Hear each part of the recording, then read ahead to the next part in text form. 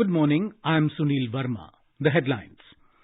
Prime Minister Narendra Modi says India continues to make strides in world of manufacturing. Mobile phone exports raced past $5 billion mark in record time. Campaigning concludes for the first phase of assembly polls in Gujarat, voting for 89 assembly seats tomorrow. President Draupadi Murmu to confer the National Sports Awards 2022 at Rashtrapati Bhavan today. Third and final ODI between India and New Zealand underway at Hagley Oval in Christchurch. And in FIFA World Cup, the Netherlands beat Qatar 2-0 while Senegal win against Ecuador 2-1. USA defeat Iran 1-0 and England thrash Wales 3-0. Prime Minister Narendra Modi has expressed happiness over mobile phone exports getting more than double year-on-year in April to October of this fiscal. The mobile phone exports raced past $5 billion mark within 7 months, which is more than double of $2.2 billion that India clocked in the same period of last year. In reply to a tweet of Minister of State for Electronics and IT, Rajiv Chandrasekhar, in this regard, Mr. Modi said that India continues to make strides in the world of manufacturing. It is expected that at the current pace, exports from India will surpass the entire fiscal year 22 figure by early December itself and end fiscal year 23 in the $8.5 to $9 billion range. The country had exported mobile phones worth $5.8 billion in the fiscal year 22.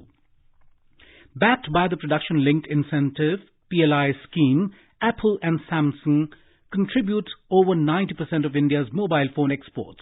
According to industry body India Cellular and Electronics Association, as exports grow, India has also reduced dependency on mobile imports to around 5% in fiscal year 22 from as high as 78% in 2014-15. India aims to export $60 billion of cell phones by 2025-26. The PLI scheme has attracted the world's largest mobile phone companies such as Apple to expand operations and set up new bases in India.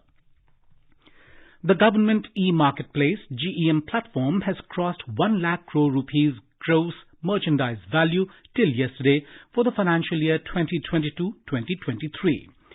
GEM is an online platform for public procurement in India, which was launched in August 2016 with the objective of creating an open and transparent procurement platform for government buyers.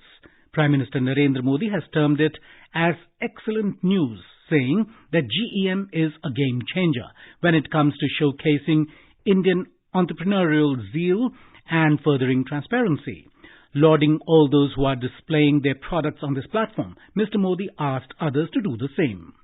Commerce and Industry Minister Piyush Goyal has said that the Prime Minister's vision of democratized and transparent public procurement has created a platform which has emerged as a trusted partner for businesses, especially micro, small and medium enterprises. In Gujarat, voting will be held for 89 constituencies of Saurashtra, Kutch and South Gujarat in the first phase of polling tomorrow. More than 2 crore 39 lakh voters will decide the fate of 788 candidates in this phase. The Election Commission has made all necessary arrangements to ensure free and fair elections. Here is a report. A total of 25,430 polling booths have been set up in the 19 districts that will go for polling tomorrow. Each constituency will have 1 eco-friendly, 1 model polling booth and 1 polling booth manned by Divyang people. There will be 611 Sakhi polling booths where all the polling and police staff will be women, while 18 Yuva polling booths will be manned by young staff. There will be some unique polling booths in this phase, including the one inside the Gir forest for a lone voter, another one at shipping container and yet another on an island in Arabian Sea. Voter information slips have been distributed in all the poll-bound districts. With Sushil Chandra Tiwari and Manas Pratim Sharma, Aparna Khund, AR News, Ahmedabad. Meanwhile, poll campaigning has been intensified in central and north Gujarat, which will go for polling in the second phase on the 5th of next month. The counting of votes for Gujarat and Himachal Pradesh Assembly elections is scheduled to be taken up on the 8th of December. President Draupadi Murmu attended the civic reception hosted in her honour by the Haryana government at Raj Bhavan in Chandigarh last evening. Addressing the gathering, the President acknowledged the contribution of Haryana in various fields such as politics, space science, sports, food security of the country, industrial production, service sector and defence. She said that with the area of less than 1.4% and population of less than 2% of the country, Haryana has been contributing immensely in the overall development of the country. Farmers of this state have made invaluable contributions to the food security. She noted that more than 250 Fortune 500 companies have their offices in Gurugram, and this city is called Global City. Concluding her two-day visit, the President will today interact with ASHA workers, women wrestlers, Olympians, other sportspersons as well as girl students. Civil Aviation Minister Jyotiraditya Scindia, along with Minister of State for Civil Aviation, General V.K. Singh, retired, inaugurated multiple flights to further expand the connectivity to Northeastern region. Enhanced connectivity in the Northeastern region will help bolster tourism and trade in the region and contribute to the economic development of the states. Mr. Scindia yesterday virtually flagged off Indigo flight from Itanagar to Mumbai via Kolkata. Alliance Air has also introduced flight services on two routes, Dibrugarh to Itanagar and Zero, as well as Dibrugarh to Itanagar and Pasighat. Mr. Scindia said that in the last 8 years, the Narendra Modi government has given unprecedented priority to the northeastern states. He said, it is the vision of the Prime Minister to provide air connectivity to each corner of the country, and his ministry is working in collaboration with each state to materialize it. Nagaland is all set to host the 23rd Hornbill Festival 2022 at Naga Heritage Village, Kisama, from tomorrow. Vice President Jagdeep Dhankar will grace the inaugural function of the 10-day festival as a chief guest. Addressing media persons in Kohima yesterday, Advisor for Tourism, Art and Culture Department, H. Kehovi Yepthami, said all necessary arrangements have been put in place for the celebration and constant monitoring has been undertaken for the successful conduct of the festival. The advisor also informed that 5 crore rupees have been allocated for the 10-day festival. This is All India Radio giving you the news. For quick news updates round the clock, follow us on our Twitter handle at AIR News Alerts. India has provided financial assistance of $100 million to Maldives.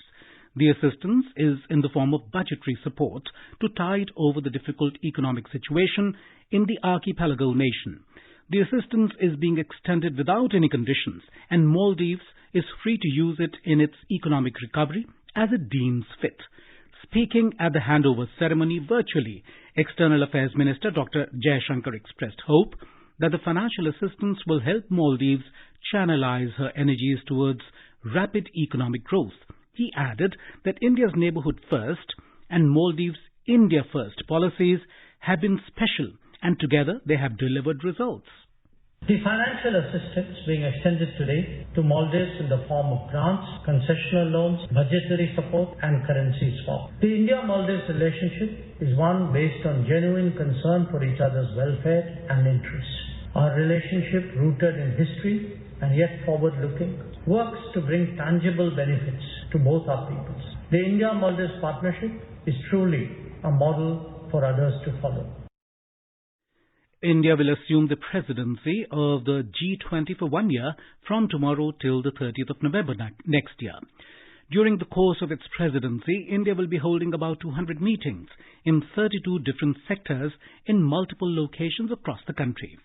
The G20 summit to be held next year would be one of the highest profile international gatherings to be hosted by India.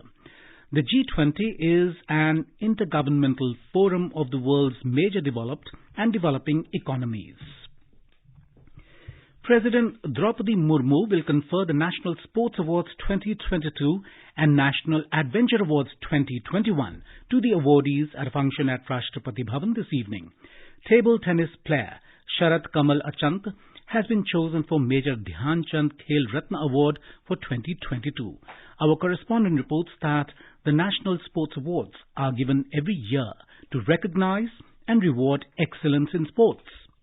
This year, Arjuna Award for Outstanding Performance in Sports and Games will be given to 25 sports persons. They include athletes Seema Punia and Eldhos Paul, shuttlers Lakshya Sen and H.S. Pranay, boxer Nikhat Jareen, hockey player Deep Grace Ikka, weightlifter Vikas Thakur, wrestlers Anshu and Sarita, and para-badminton player Tarun Dhillon. 5 coaches have been chosen for the Dronacharya Award in the regular category and 3 other coaches in the lifetime category. Aswani Akunji and Dharamveer Singh are among the 4 sports persons who have been chosen for Dhyan Chand Award for Lifetime Achievement in Sports Games. 3 entities have been recommended for the Rashtriya Khel Protsahan Puruskar. This year, Maulana Abul Kalam Azad Trophy will be given to Guru Nanak Dev University of Amritsar. Anand Kumar, AIR News, Delhi.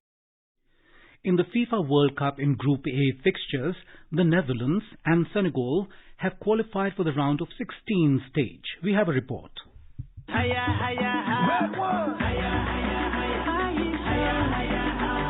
Qatar became the earliest nation to exit from the group stage of the FIFA World Cup in 92 years. Qatar suffered heartbreaking defeats in all of its 3 group games of the showpiece event. The hosts were defeated by Netherlands by 0-2, whereas by a virtue of Ismaila Sarr's penalty and Khalido Koulibaly's second half strike, Senegal scripted famous win over Ecuador. Now the African country entered the last 16 of the FIFA World Cup with a 2-1 triumph. On the other hand, Group A leaders Netherlands have also entered the last 16. In the aftermath of the infamous Disgrace of Gijón episode, FIFA revised the structure of the group games taking place at the World Cup. That is why Netherlands' match against Qatar and Senegal's clash with Ecuador kicked off at the same time. However, in the midnight episode, Rashford and Phil Foden both scored to put England into the last 16 of the World Cup with a 3-0 victory over Wales. England coach Gareth Southgate opted to add both players in the starting lineup for the team's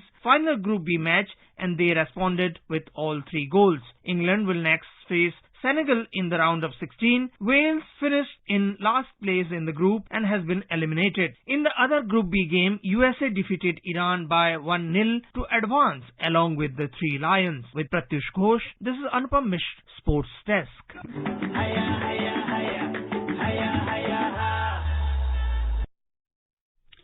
Today in the Group D stage, Tunisia will take on France at the Education City Stadium, while Australia will clash with Denmark. In cricket, India was 73 for 2 in 16.4 overs against New Zealand in the third and final ODI at Hagley Oval in Christchurch when the last report came in. The hosts won the toss and decided to field first. And now, over to Weber for today's newspapers.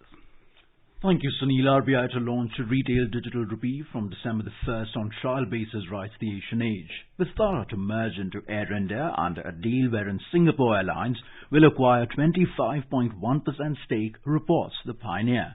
At least 5 servers at AIIMS Delhi hosting data of 3 to 4 crore patients have been infected by cyber attack, disabling online services for a week now, reports the Indian Express. Area under wheat at 4-year high. Government expects a robust output this season, headlines Hindustan Times. And finally, the Tribune reports that BSF women constables in Amritsar sector shot down a Pakistani drone, foiling a drug smuggling attempt. Thank you, Vaibhav. And now, before we end the bulletin, the headlines once again. Prime Minister Narendra Modi says India continues to make strides in the world of manufacturing. Mobile phone exports raced past $5 billion mark in record time. Campaigning concludes of the first phase of assembly polls in Gujarat. Voting for 89 assembly seats tomorrow. President Draupadi Murmu to confer the National Sports Awards 2022 at Rashtrapati Bhavan today. Third and final ODI between India and New Zealand underway at Hagley Oval in Christchurch. And in FIFA World Cup, the Netherlands beat Qatar 2-0 while Senegal win against Ecuador 2-1, USA defeat Iran 1-0 and England thrash Wales 3-0. And with that, we end the morning news. Have a nice day.